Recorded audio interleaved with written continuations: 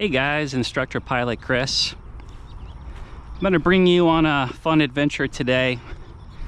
I was taking a nice walk here in North Texas, Frisco. I have a beautiful park here. This is usually where I fly my Twin Otter UMX seaplane.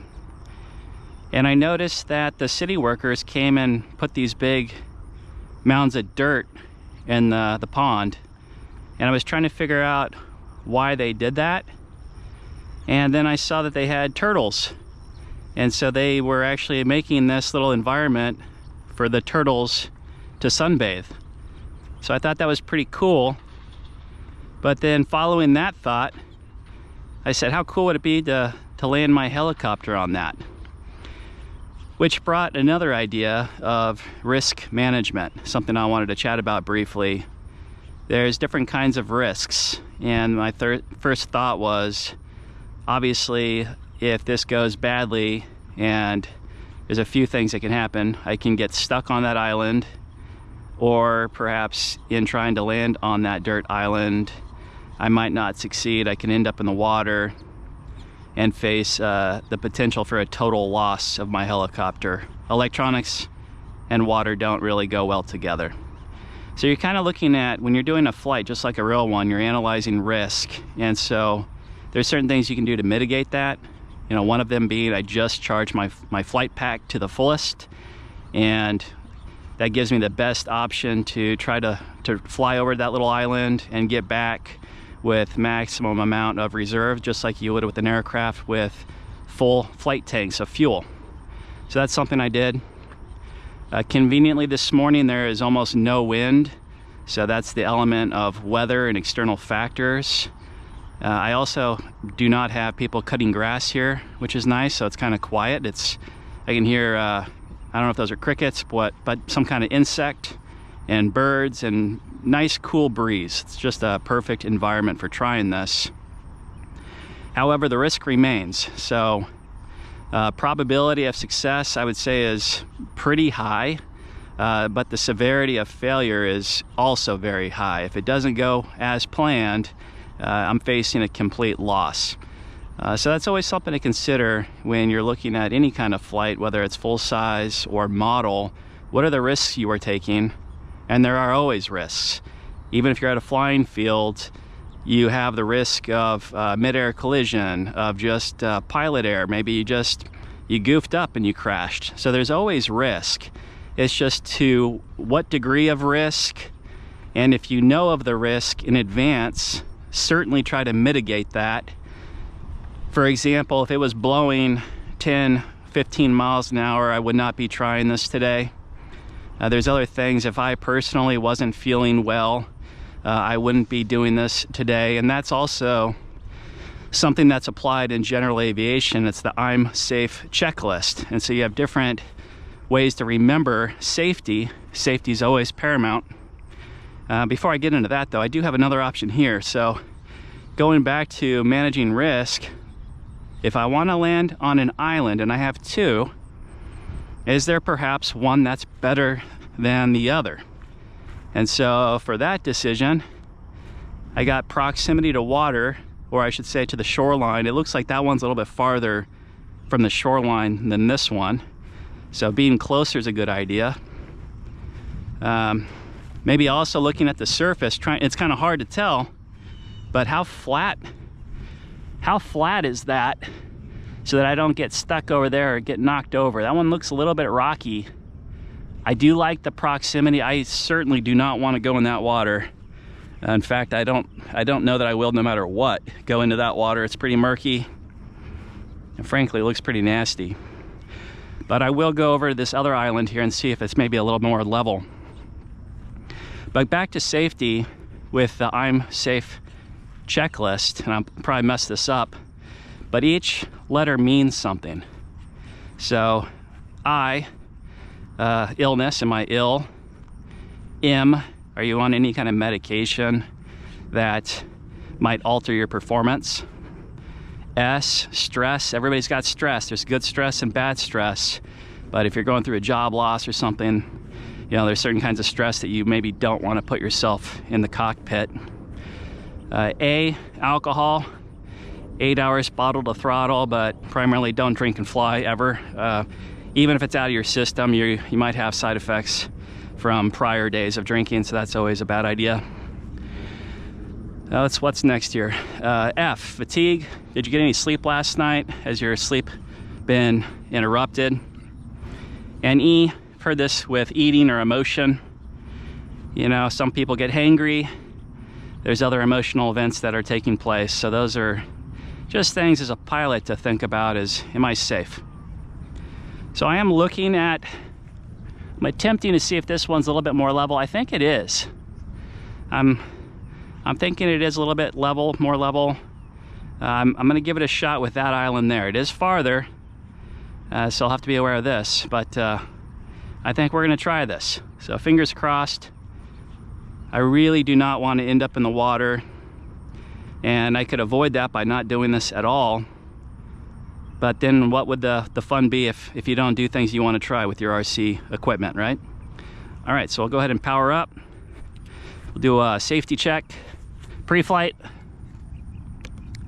Like I said, I charged up the helicopter just now. I've been flying this helicopter a lot over the weekend, so I am current and proficient with it myself. You know, for example, if I hadn't been flying this helicopter, you know, in a week or two, maybe this wouldn't be a good idea either. You want to make sure you have currency. Okay.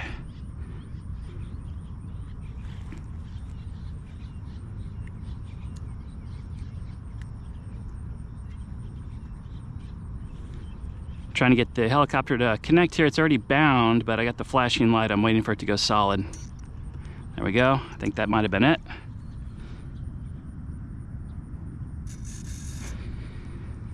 So this helicopter does have light indicators. Green is usually when it's bound, you're charged, you're good to go. But sometimes, as I said in other videos, it's hard to see that. As today, it's bright and sunny and gorgeous. You can't see the light indicator at all.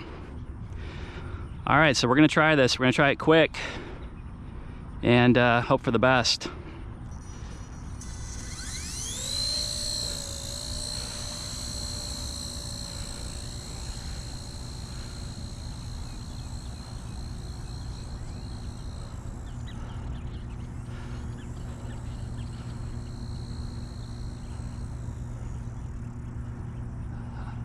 Okay, I'm on the island. You can see that it's not a flat surface, but that's half the hard work. It's done.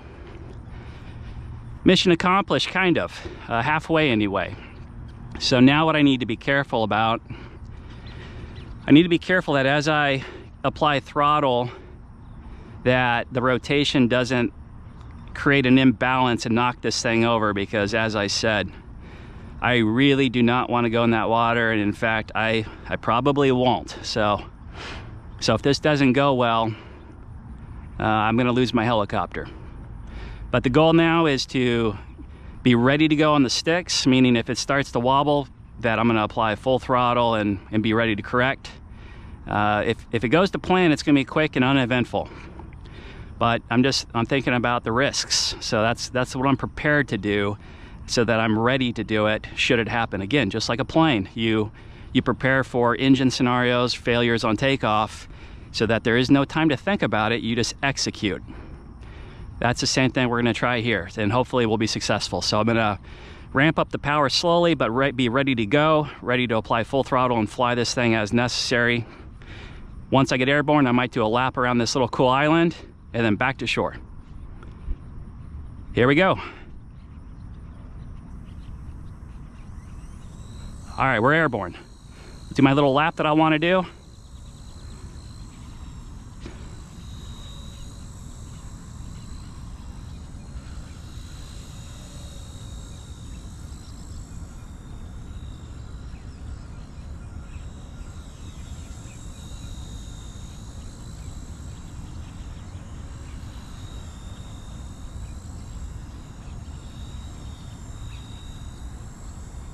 Okay, back to shore. And we're safe.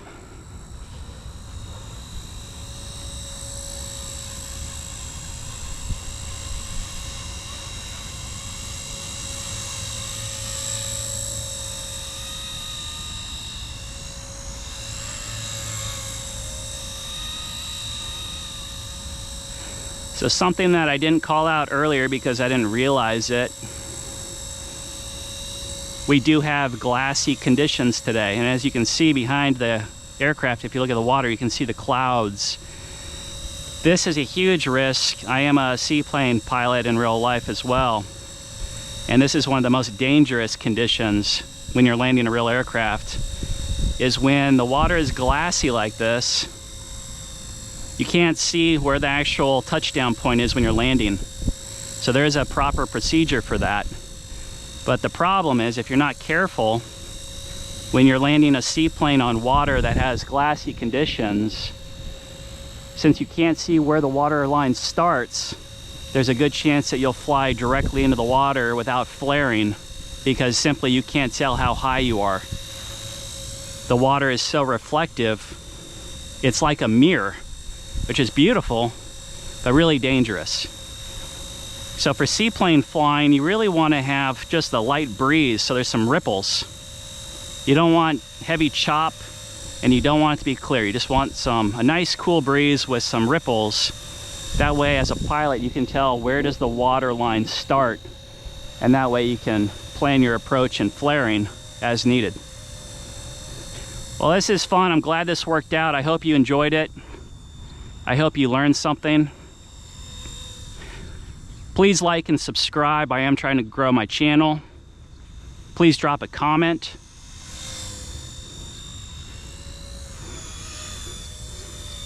Have a great day, and I'll see you in the next one.